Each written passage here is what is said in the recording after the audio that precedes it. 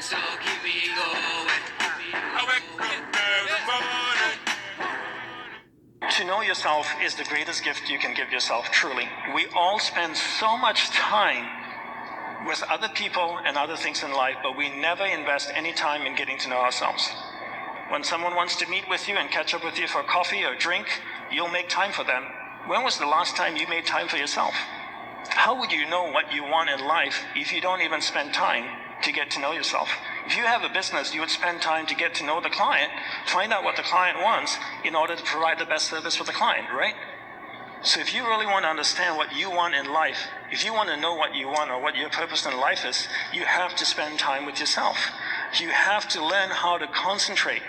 Because if you can't concentrate, you won't be able to sit there long enough and figure out what it is you want in life.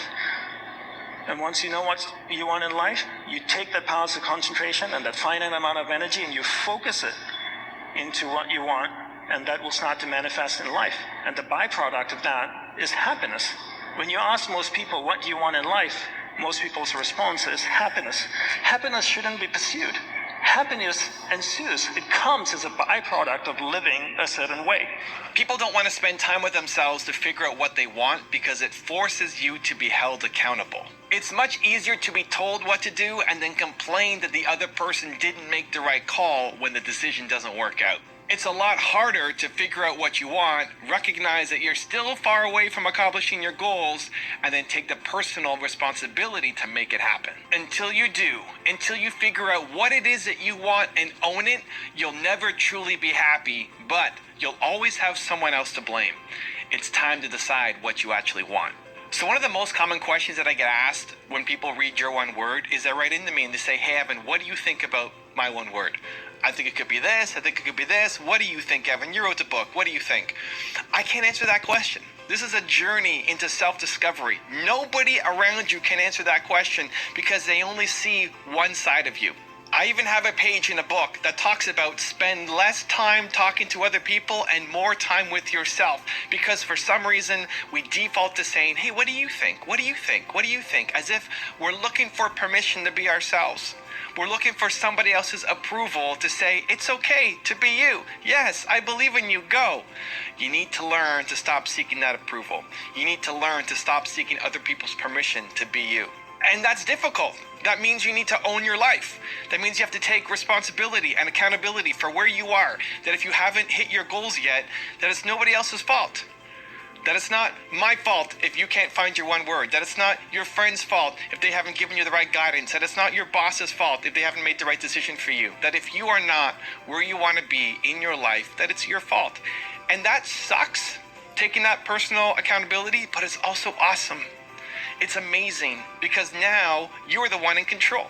When you accept that everything is under your control, when you accept that accomplishing your goals is your sole responsibility, then it sucks for where you are right now, but it's amazing because you can go off and accomplish it. Because you don't need that person's approval, that person's permission, that person's guidance, that person's hand-me-down to help you get to where you need to be. This is on you now, and that's amazing. So for example, when somebody comes and says that their one word is freedom, amazing. Your one word, most important value is freedom. What does freedom look like to you? I have a definition of it. If you ask me what does freedom look like, I could define it in my own words. That doesn't matter. What does freedom look like for you? How do you break it down? What are the three things that make up your credo that make up freedom for you? And then how do you apply that to your life? So how do you apply freedom to your relationships? How do you apply freedom to your business, to your career? How do you apply freedom everywhere in your life? Because if you are not happy, if there's an area in your life that you are not happy and you figured out what your one word is, that's the lens. That's going to tell you why. If you are not happy in your relationship right now and your one word is freedom, it's because you don't have enough freedom in your relationship. It's probably because you're being told what to do. It's probably because you feel like you got handcuffs on and you can't do the thing that you want to do.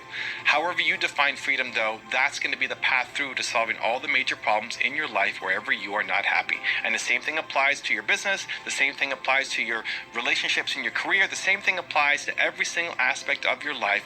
When you figure out who you are, when you figure out what your one word most important value is, when you stop asking for other people's approval, permission, guidance, and they're telling you what to do, and you take ownership and accountability for where you are in life, that's when things start to change. So how do you figure out How to know yourself. How do you figure out what your purpose should be? I'm going to give you the 3-step process. I call it the purpose planner.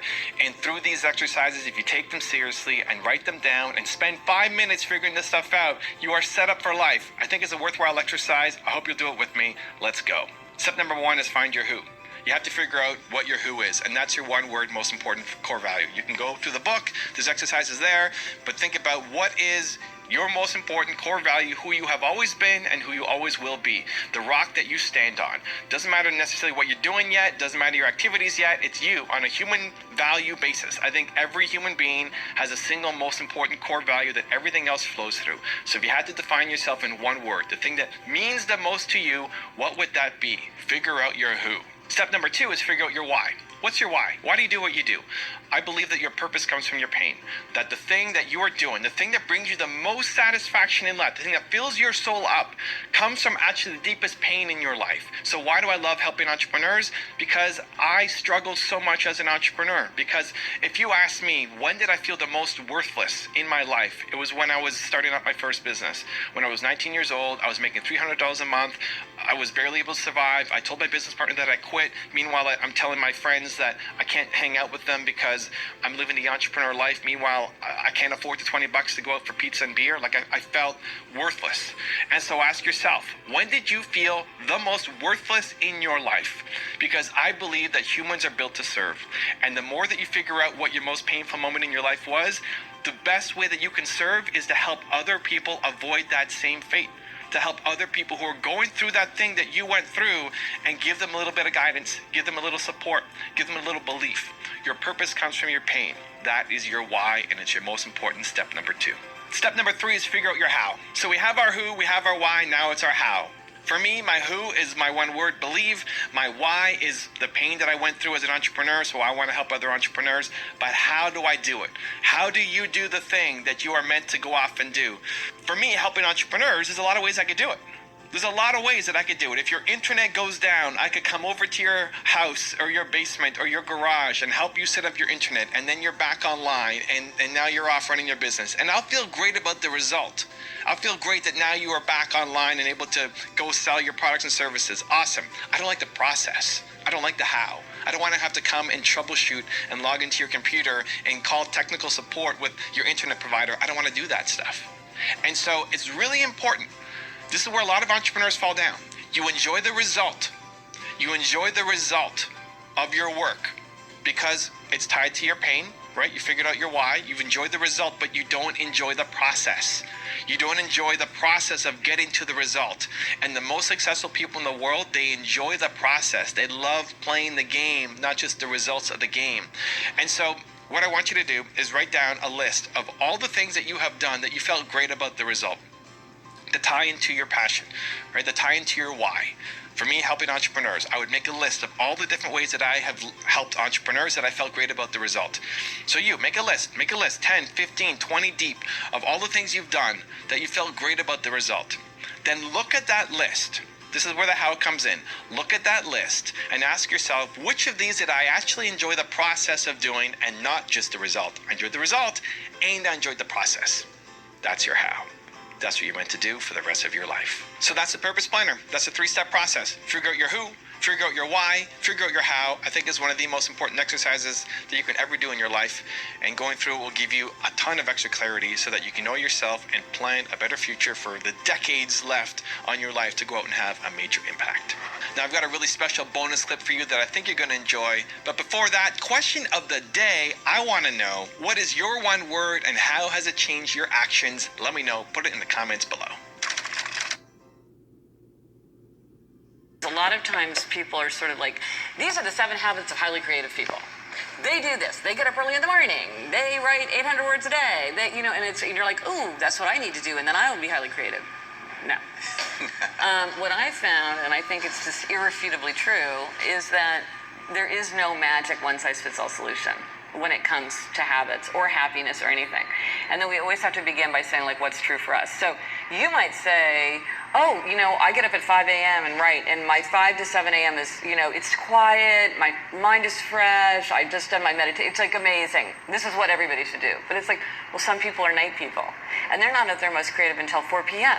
So for them to get up early and try to write is like nonsensical. It's just not right for them. It's not that you're wrong or they're wrong. It's just that people are different. And so when you're trying to create your habits, it's really important to start by saying, well, what kind of person am I?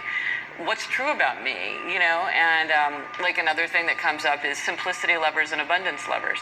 Simplicity lovers like clean surfaces, bare walls, quiet, few choices, and that's how they feel like they have focus and creativity and energy. Abundance lovers like a lot of buzz, a lot of profusion, a lot of choices, people running around, a lot going on.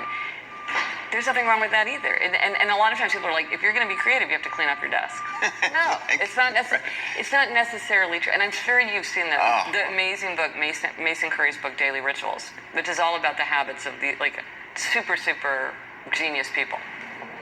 And what you see... They're all over the place. They're all over the place. Yep. So one person gets up early and one person stays up late. And one person drinks coffee and one person drinks vodka. And one person works in a crowd and one person works all by themselves. And one person works a half an hour a day like Gertrude Stein. And another person works 14 hours a day like P.G. Wodehouse. I mean, it's like... you can't prescribe. You have to begin by knowing yourself. And so I think that's the first thing for people to do. Say, when do I do my... Recognize When do I do my best work? When have I succeeded in the past? What attracts me? What idea attracts me? Does it attract me, the idea that I would get up at 5 a.m.? Maybe that sounds great. Or maybe that sounds like hell. You just sort of think about it. I think a lot of times we're kind of adrift. And we're reacting instead of saying, well, what's true for me? How should I shape my environment, my schedule, as much as I can to suit myself? Is it fair to say that in Gretchen Rubin's world, that step one is knowing yourself? Yes. Is that fair? Okay. If you want more Dandapanil, check out the top 10 rules video I made on him. The link is right there next to me. I think you'll enjoy it. Continue to believe, and I'll see you there.